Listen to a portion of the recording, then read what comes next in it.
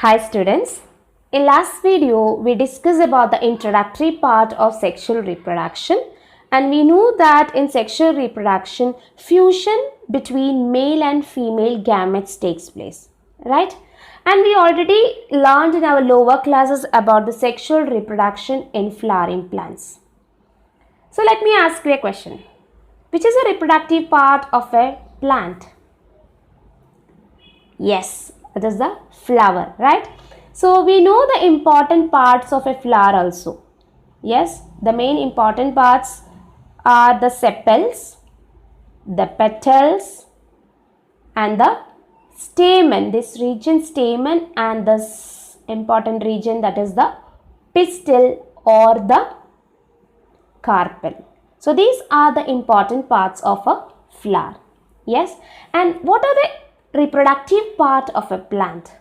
Yes, that also we already learned. The stamen and pistil are the reproductive parts of a flower, and you can see here this is the stamen. This is the stamen, and the different parts of a stamen are filament and anther.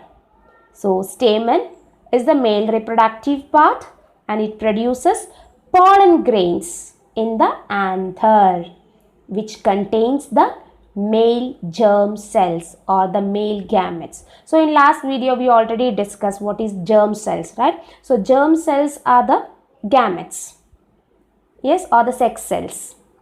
Okay, so and here is the another important part, which is the pistil or the carpel, that is the female reproductive part, and the different parts of it, that is the stigma, this region, and this is the elongated region is the style, and this region, this is the ovary. Okay, and which contain the female germ cells or female gametes. Okay, and flowers can be unisexual as well as bisexual. So what is unisexual? Uni means one, right? So the flowers may be unisexual flowers in the sense may either consist of either stamen or carpel or the pistil, that is the female part.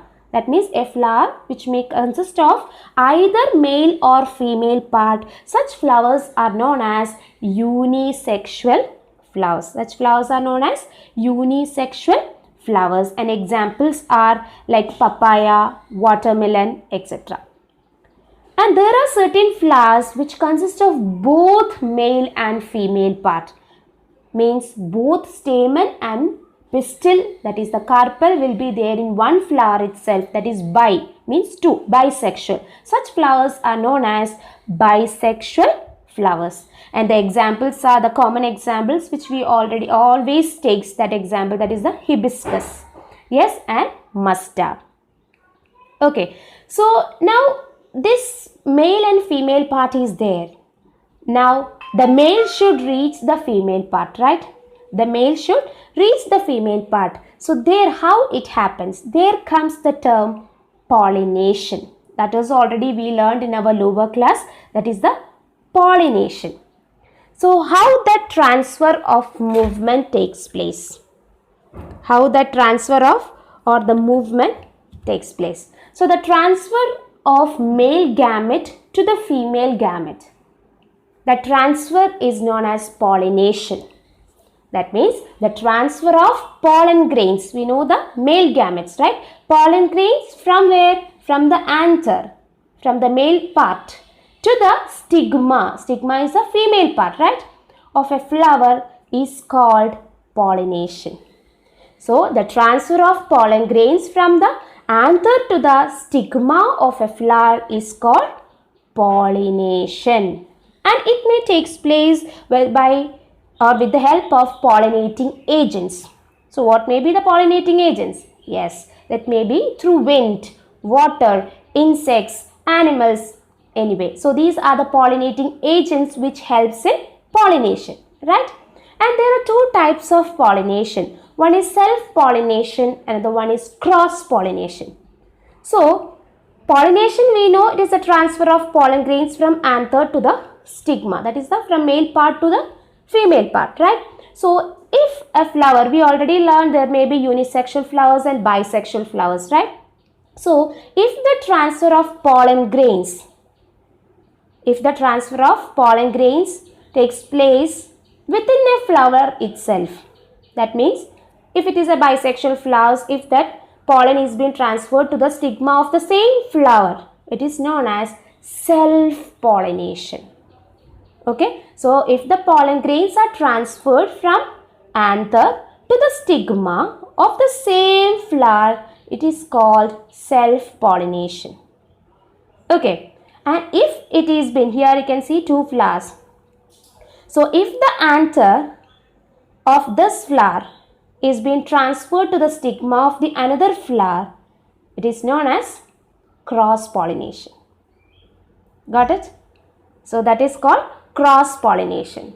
Okay, so if the anther of one flower is being transferred to the stigma of another flower, it is called cross-pollination, and it can take place through, already we discussed, pollinating agents through insects, wind, water, animals, even our clothes. In any way it can happen. Okay, so this is about pollination.